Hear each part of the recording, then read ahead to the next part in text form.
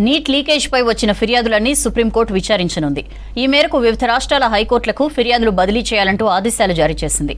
Neat అవకతవకలు ఒక్కొక్కటిగా బయటపడుతున్నాయి. పరీక్షకు ఒకరోజు ముందే నీట్ ఎగ్జామ్ పేపర్ తమకు చేరిందని నిందితులు ఒప్పుకున్నారు.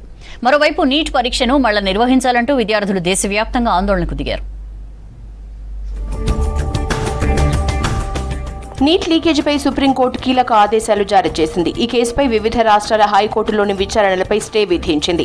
దేశవ్యాప్తంగా ఉన్న పిటిషన్లను సుప్రీంకోర్టుకు బదిలీ చేయాలని ఉత్తర్వులు జారీ చేసింది. హైకోర్టుల్లో కేసులన్నీ సుప్రీంకోర్టుకు బదిలీ చేయాలని గతంలో ఎన్టీఏ పిటిషన్ దాఖలు చేసింది. దీనిపై విచారించిన అత్యున్నత న్యాయస్థానం ఈ మేరకు ప్రతివాదులకు నోటీసులు జారీ చేసింది.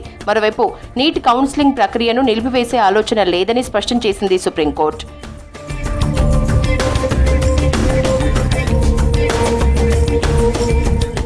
ఎన్ఈఈటీలో గ్రేస్ మార్కులు తొలగించిన 1563 మంది అభ్యర్థులకు మళ్లీ పరీక్ష నిర్వహించేందుకు సిద్ధమైంది ఎన్టీఏ. ఈ మేరకు నీట్ రీ ఎగ్జామ్ అడ్మిట్ కార్డులు విడుదల చేసింది.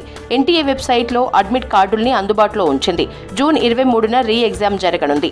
67 మందికి ఫస్ట్ ర్యాంక్ రావడంతో మిగతా అభ్యర్థులు ఆందోళనకు దిగారు. దీంతో పరీక్ష నిర్వహణలో ఆలస్యం కారణంగా కలిపిన గ్రేస్ మార్కుల్ని తొలగించింది NTA. The ministry is committed to ensure student interest at all levels. And ministry does not and will not hesitate to take any action against anyone if found involved in any matter indicate the compromise of examination and check and possible collision at any level. We are again saying collision at any level if found. We are very much ready to take action against anyone. NEET లీకేజీకి సంబంధించిన విషయాలు ఒక్కొక్కటిగా బయటపడుతున్నాయి. Exam leakage కేసులో ఇప్పటికే 5గురిని arrest చేశారు పోలీసులు. నిందితుల confession స్టేట్మెంట్లో neat leakage జరిగినట్లు ఒప్పుకున్నారు. పరీక్షకు ఒకరోజు ముందు నీట్ పరీక్ష పేపర్ తమకు అందిందని నిందితుల్లో ఒకరైన అనురాగ్ యాదవ్ ఒప్పుకున్నాడు. నీట్ పేపర్ను 30 లక్షలకు కొన్నట్లు అంగీకరించాడు.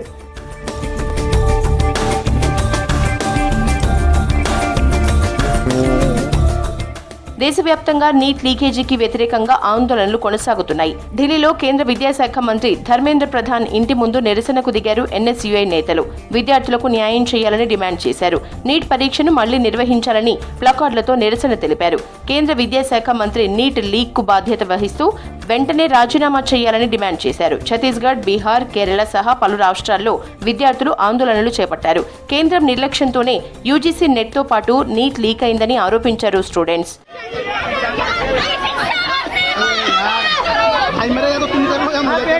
मैं नहीं करेगा भाई, आप ट्राइपॉड से ले लो यार, ट्राइपॉड बहुत दिक्कत है।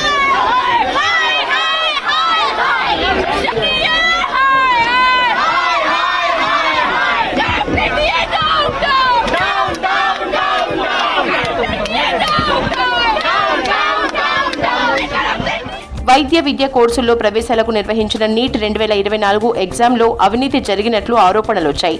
విచారణలో నిజంగానే నీట్ లీక్ అయినట్లు తేలింది. దీంతో బీహార్ ప్రభుత్వం సిట్ను ఏర్పాటు చేసి విచారణ చేస్తోంది.